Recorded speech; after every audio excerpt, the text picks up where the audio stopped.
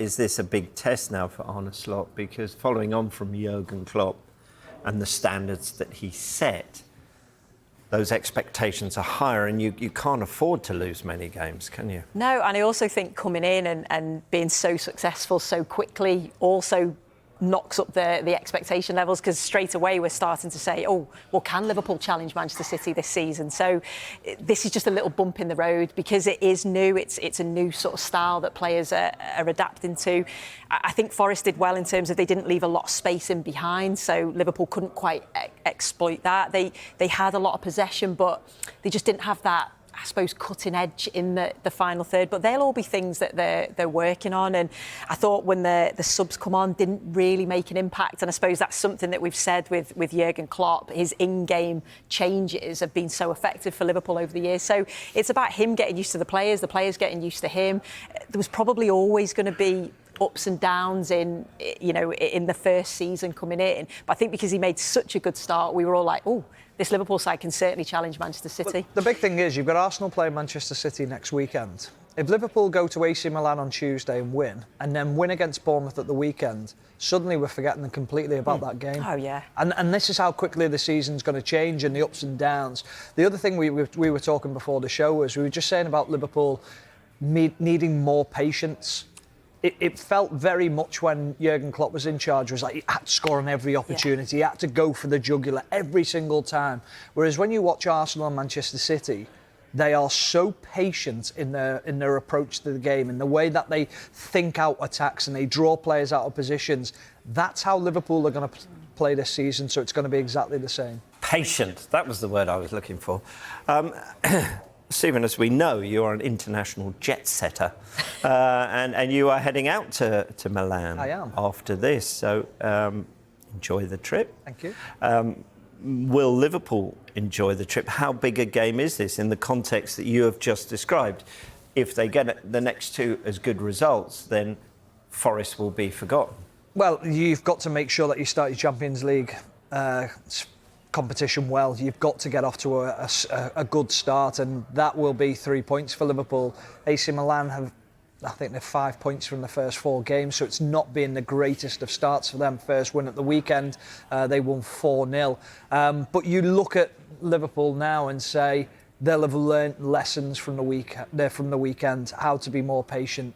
The manager, again, he's missed 2 weeks with the players.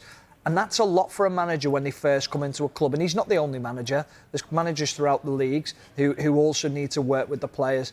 But those moments and that time on the training ground are vitally important. Now, he's not going to get much between these 2 games, the AC Milan game and the Bournemouth game. But what he does need is he needs a response and more of an understanding of how he wants to play. Yep.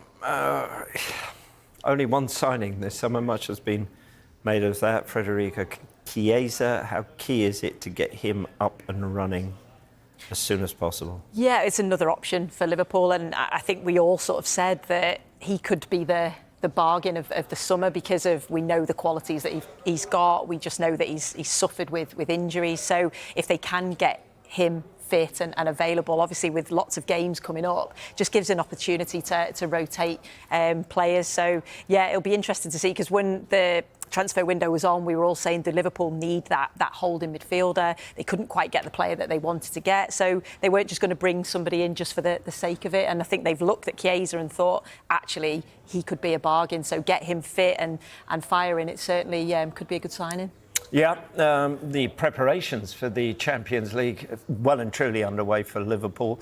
They are in training right now. Their opener against AC Milan, as we mentioned. Vinny O'Connor is live at the club's training ground for us. No time to wallow for Arne Slot's side following that defeat to Forest, as they return to a competition where obviously they have so much history, and also, Vinny, against familiar opponents. Yeah, that's right, Rob. First of all, I'll just step out of the way because I'm sure you'd rather see what the Liverpool squad is up to rather than looking at my face. But yes, certainly history in Europe between these two. 13 European Cups between them, of course. One of the most famous finals. You go back to 2005 in Istanbul, of course. Liverpool 3-0 down at half-time. Came back to win on penalties, inspired by Steven Gerrard. Jamie Carragher putting in blocks, despite the fact that he was cramping up. Dudek's double save from Shevchenko in extra time, saving from Shevchenko and Pirlo in the penalty shootout as well. Of course, 2 years later, it was Pippo Inzaghi, who was Milan hero this time against Liverpool in the final. Roles reversed, scoring the goals to secure Milan's 7th European Cup. They have met since then. That was a bit of a thriller at Anfield, the 3-2 thriller. In fact, in 2021, there was a 2-1 win for Liverpool at the San Siro as well that year. But in fact, Liverpool have a decent record at the San Siro. They won 3 straight there, as they've also beaten Inter back in 2008 and also in 2022 as well. But I'm surprised to be here talking about Liverpool needing to bounce back, of course, after that defeat against Nottingham Forest at the weekend. That was far from expected. No disrespect, of course, to Nottingham Forest, but we're just looking at the way that Liverpool had started this season. It seemed to be a bit of tiredness at times, maybe after the international break, some of the travelling that some of the players had done. But Arne Slot now will obviously be looking for a response in this game against AC Milan, albeit, of course, it's a separate competition. Any notable absentees following Saturday's defeat, or any notable returnees? No, it doesn't seem to be, Rob. Obviously, no Harvey Elliott. He's recovering from that fractured foot. We're just wondering exactly how Arne Slot is going to change things around for this game against AC Milan. It was the 3rd consecutive game that he named the same starting 11. The only change he's made all season to his starting lineup was, of course, Konate coming in for Quansah. He replaced Konate replaced Quansah at half-time against Ipswich Town and has been in the starting lineup ever since then. What we have seen from Arne Slot so far this season is that he's not afraid to freshen things up when it comes to his substitutions. So we saw Trent Alexander-Arnold play the full game for the first time under Slot this weekend, but Conor Bradley still got minutes.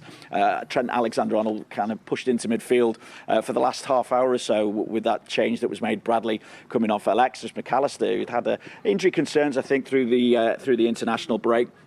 Now, along with Bradley, we saw Cody Gakpo and Darwin Núñez get a half-hour run out at the weekend. Tsimikas and Curtis Jones came on for the last 15 minutes as well. What we haven't seen much of is Endo. He's only had that brief appearance against Brentford coming on in the 89th minute. And of course, we're also still to see Federico Chiesa involved in a matchday squad as well after signing just before the transfer window shut. He watched the win over Manchester United from the stands. He has been working on building up his fitness since then, joining the under-21s during the international break, in fact, as well.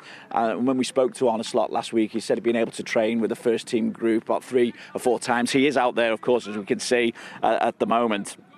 But he hasn't played a competitive match since Italy's departure from the Euros back on June the 29th when they lost 2-0 to Switzerland. That said, he's got history against AC Milan, so it could be an opportune time to bring him in for his first taste of Liverpool action as well. Back in January 21, he scored 2 in a 3-1 win for Juventus, while with Fiorentina as well, he either scored or provided an assist in each of his 4 appearances away to Milan. 3 assists and 2 goals in that time as well. So as I say, it could be an opportune time for him to make his Liverpool bow. But Arne Slot has all his forward options fit at the moment: Salah, Jota, Diaz, Núñez and Cody Gakpo. The weekend was Salah's first blank of the season after scoring in each of the opening 3 games. Jota now three games without a goal after hitting the first against Ipswich, of course. Diaz, 3 goals so far this season, 1 against Brentford and 2 in the win at Old Trafford. Hit the post in the first half, of course, against Nottingham Forest, but seemed to tire in that second period as well. So as I say, maybe Arne Slot is looking at how he can freshen things up once again. The problem, I think you guys kind of touched on it as well, the problem at the weekend in some ways, it felt as the game dragged on that Liverpool looked increasingly unlikely to score. Saw a bit of a throwback to previous years as Liverpool struggled to break down a side sitting deep and looking to hit long balls. So maybe a problem that Arne Slot needs to find a solution to, as well as Jurgen Klopp has had to have done in the past.